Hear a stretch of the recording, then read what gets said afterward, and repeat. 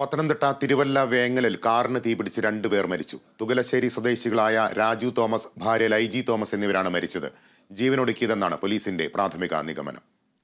തിരുവല്ല വേങ്ങലിൽ പാടത്തോട് ചേർന്ന ഒറ്റപ്പെട്ട റോഡിലാണ് തീപിടിച്ച കാർ കണ്ടെത്തിയത്. തുകലശ്ശേരി സ്വദേശികളായ രാജു തോമസ്, ഭാര്യ ലൈജി തോമസ് എന്നിവരാണ് മരിച്ചത്. കുടുംബ പ്രശ്നങ്ങളെ തുടർന്ന് ജീവൻ ഒടുക്കിയതെന്നാണ് പോലീസിന്റെ വിലയിരുത്തൽ. മകനുമായി ഉണ്ടായ തർക്കമാണ് ദമ്പതികൾ ജീവനൊടുക്കാൻ കാരണമെന്ന് പോലീസ് പറയുന്നു. ആ വീട്ടിൽ രണ്ടുപേർ താമസിക്കുന്നുണ്ടായിരുന്നു.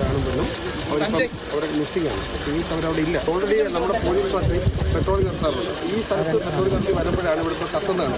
ഇവർ ആദ്യം വിചാരിച്ചു ചവറ കൂട്ടിയിട്ട് കത്തിക്കാന്ന് വിചാരിച്ചു.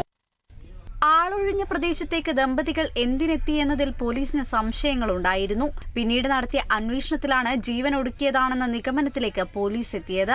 കാറിനുള്ളിൽ നിന്ന് തന്നെയാണ് തീ പടർന്നതെന്ന് പോലീസ് പറയുന്നു. Kerala vision news, Pathanamthitta.